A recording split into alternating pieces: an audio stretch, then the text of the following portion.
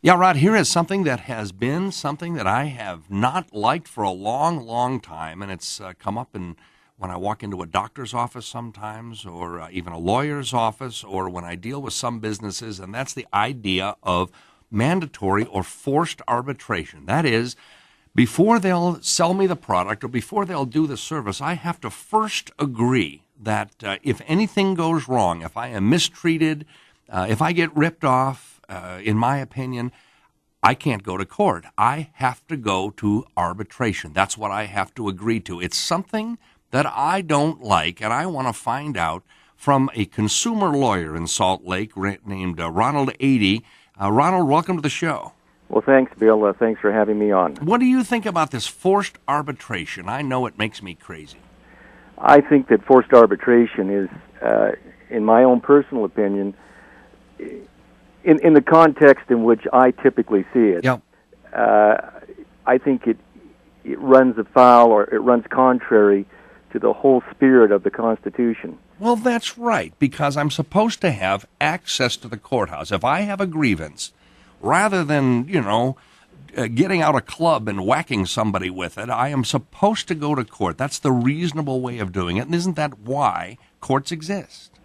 Yeah, we've over 1,500 years come up with this system of our civil justice system and the right to jury trial, and we've refined that.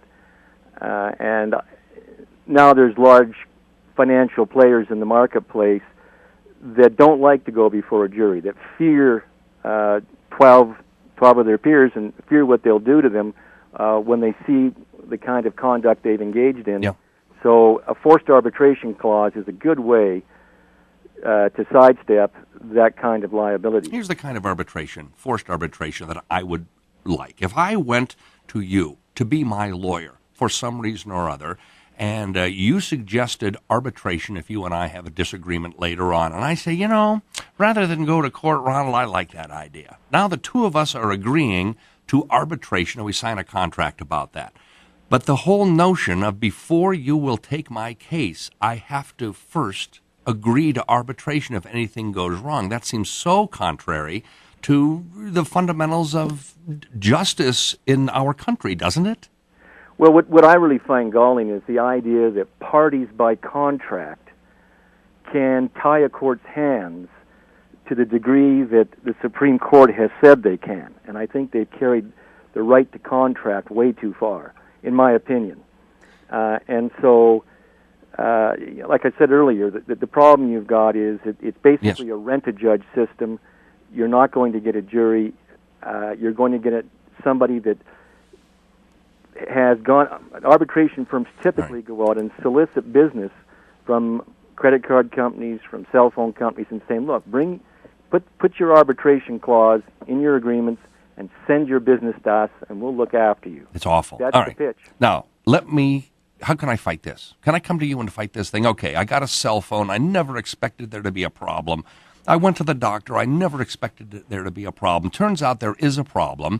It is going to require, in my opinion, a jury to take a look at, and yet I find out that I've signed an arbitration agreement. Now, is there a way I can fight my way out of that? There is, but it's an uphill battle as the law presently stands, Bill. It's not an easy process. What you're going to have to do under the Federal Arbitration Act is show that under state law, you could go into the court of law there and make a case that the contract was never properly formed, so there is no contract. And that is a tough row to hoe. You've got to... The contract that I signed was an illegal contract somehow, is what I've got to show. You're going to show more than that. You're going to show that there was something in the way that contract came into being that is so fundamental that the court's going to look at it and say, well, there really isn't a contract here. And that's a tough row to hoe. Now, there's other ways to beat arbitration clauses besides that. That's not the only way. But that's one of the major weapons that lawyers look at. But as I say, it's a tough standard to meet. when you take on a case that way. We have to fight this generally now, legislatively, I guess is what you're trying to tell me, because if I've got to fight with a cell phone company or credit card company or a doctor, it may only be a couple of $100, and who wants to take on that for a couple of $100 for crying out loud, right? There's a recent Supreme Court decision, ATT versus Conception, in which it was $30.22 per consumer, but there were hundreds of thousands of consumers, or perhaps millions, at issue. And so you're exactly right. In that case, no one's going to litigate over $30.22. But if you take it as a class action over hundreds of thousands of consumers, it makes sense then to sue the corporation. Then they can be held accountable. And am I going to get into the courthouse with that? No, because the Supreme Court in Conception said the class action ban and waiver in the arbitration agreement was valid. Sorry, that they shut the courthouse door on right in your face on that one. This is outrageous, because I never really expected there to be a problem in the first place. No, and I mean, it just means that the companies that can use this device can play a lot faster and looser with the rules, knowing that the opportunity to hold them accountable has gone way down. All right.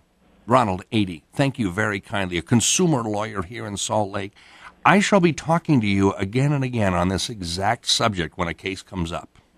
Well, thank you, Bill. Thank you for joining us this afternoon. All right. Do you like the idea of forced arbitration?